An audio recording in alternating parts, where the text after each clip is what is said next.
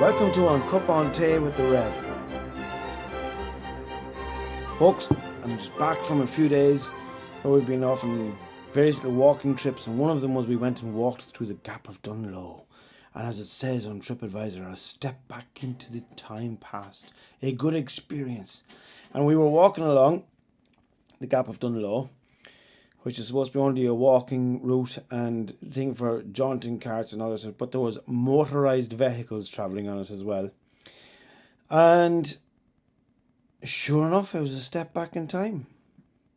We knew it was roughly 6 miles one way, and we decided that we wanted to go and see how far we were on the trip, to discover that all of our phones had no coverage. In fact, there was one man pulled up with a car. I don't know what he was trying to do, but next thing he went running up the road, running up the rocks, halfway up the mountain, and he there.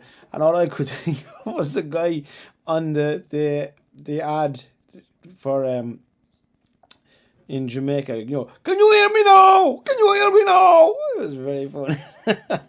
Anyway, so the thing that got me thinking about it was pilgrimage. Suddenly it was just us, the beautiful scenery, the road.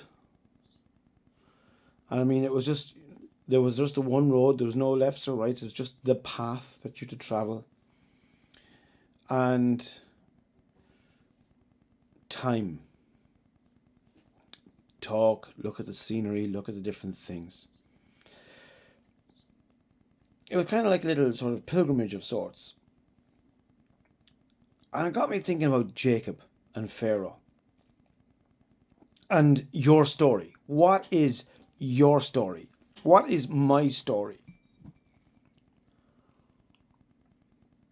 I've been reading through the book of Revelation, and one of the things that really strikes me is those who went and survived are those that God honors in it as well, are those who have held to his word and their testimony of Jesus Christ.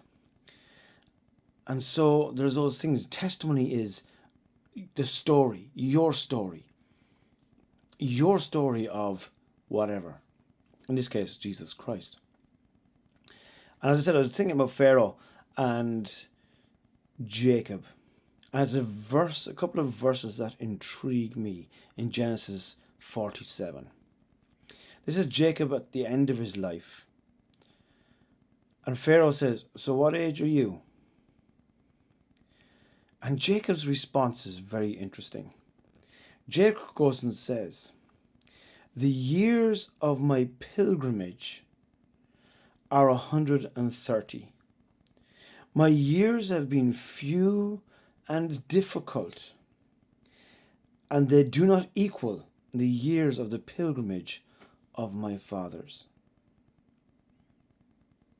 And then it tells us that Jacob went and blessed Pharaoh and left his presence. Tell me this, is that your story?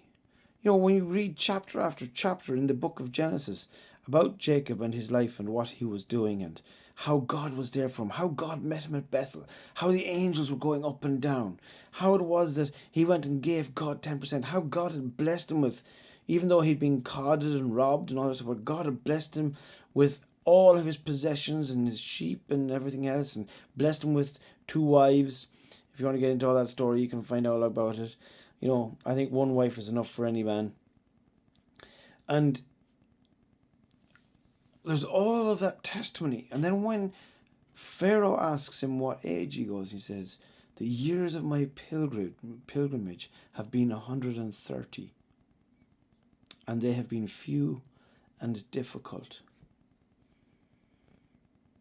When you look back over your life, however long or short that may be, how do you see it? What is your story? A pilgrimage frequently involves a journey or a search for moral or spiritual significance.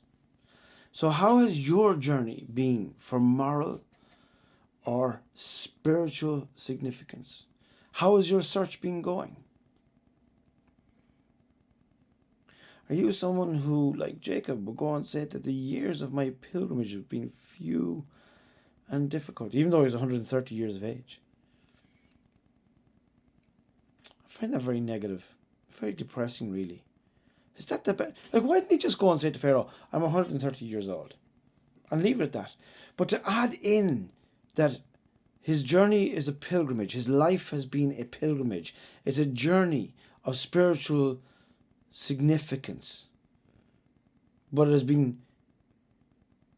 the years of it have been few and difficult.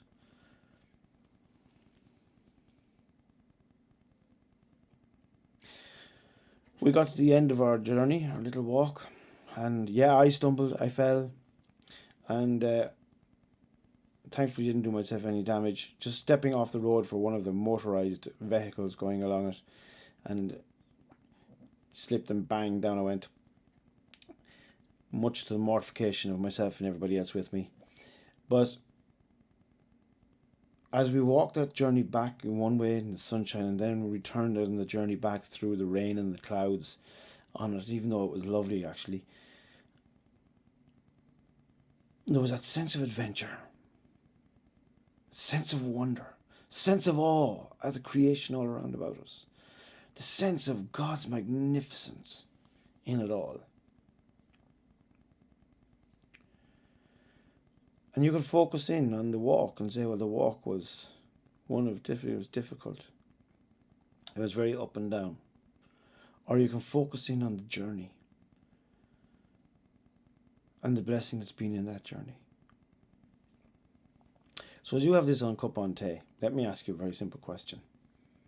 Are you someone who relishes the excitement of the journey? That you can look back, and even though it's been difficult, even though it has been hard, even though there's been tough times, you know that it has been a blessed journey because God has been with you. And there's been absolutely amazing facts and adventures and stories in that.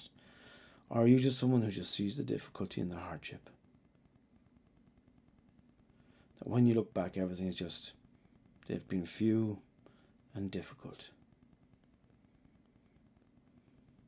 My prayer is that when you look back, when you reminisce on your pilgrimage, on your journey, it's one that excites you, fires you, and enthuses you for what may lie ahead. Just something to think about. Pilgrimage frequently involves a journey or search of moral or spiritual significance. I just want to say that significance can only be found in Jesus.